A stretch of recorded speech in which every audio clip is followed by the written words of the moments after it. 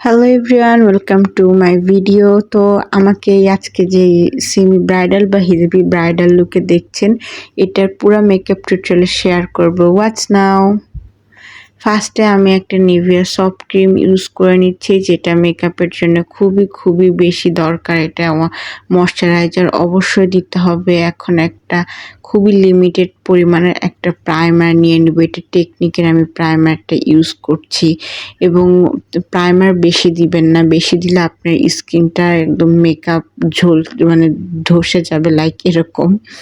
আমি যেহেতু just video করার জন্য সাজতেছি, তাই এক্সট্রা কোনো ফাউন্ডেশন ইউজ করে নেই।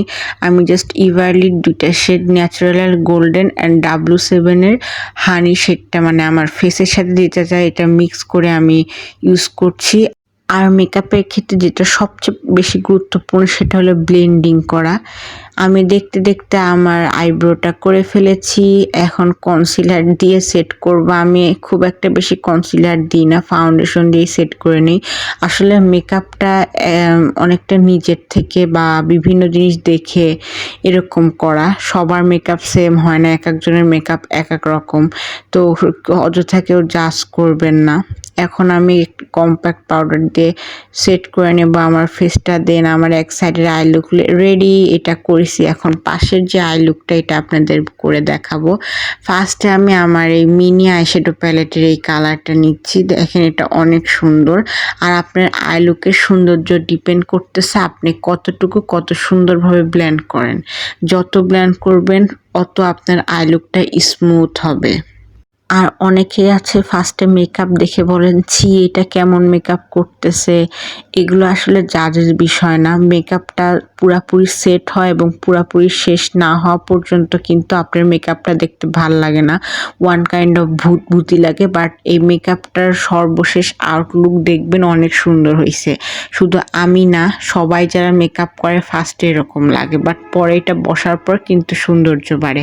অনেকে আছে এখানে অনেক কমেন্ট করবেন যে মেকআপের আগে কেমন, মেকআপের পরে কেমন। আই ডোন্ট কেয়ার, এটা জাস্ট মেকআপ টিউটোরিয়াল, এইভাবে আপনারা দেখবেন। চলেন এখন আমি চোখে কি দিয়েছি বলি। এরকম আমি গ্লিটার দেওয়ার পর আবার সুন্দর করে ব্লেন্ডিং করতেছি। আর আমি একটু সাইডে একটু ব্ল্যাক শ্যাডো দিছি। দেখেন আমি ক্লোজলি দেখাচ্ছি কি সুন্দর ব্লেন্ড করতেছি। 3টা কালার ইউজ করছি এবং চোখের আই লুকটা কিন্তু ফুটে উঠে। আর এখন আই ম্যাজিকের একটা সুন্দর গ্লিটার, এটার এত সুন্দর কভারেজ আমি এই পাশে চোখেতে দিয়েছি। দেখেন, মানে এটা অনেক সুন্দর কাভারেজ। ইভারলিগুলো তো হাই ডিমান্ডেড, বাট আই ম্যাজিক আপনি অ্যারাউন্ড 120-র মধ্যে পেয়ে যাচ্ছেন। তো আমি এটাই কিনেছি। এখন সুন্দর করে দেওয়ার পর দেখেন চোখের আউটলুকটাই চেঞ্জ হয়ে যাবে। যারা গ্লিটার নিতে চান রিজনেবলের মধ্যে, আই ম্যাজিকের গ্লিটারটাই বেস্ট। আর এখন আমি কন্ট্রোল করব, যেহেতু আমার ফেস মুখটা অবশ্যই কন্ট্রোল করতে হবে, না এতে ফেস ভালো দেখা যাবে না। দেন আমি একদম র্যান্ডমলি স্মুথভাবে কন্ট্রোলটা করতেছি, ওরকম হ্যাভিভাবে করি নাই। আমার মনে হয় কন্ট্রোলটা এইভাবে করলে আমাকে একটু হলেও ফেস চিকন লাগে। দেন আমার হাইলাইটার দেখে কেউ বাজে কমেন্ট করবেন না, কারণ আমার হাইলাইটারটা এত পছন্দ, অনেক বেশি ইউজ করা হয়, এই জন্য হাইলাইটের এরকমের করুণ অবস্থা।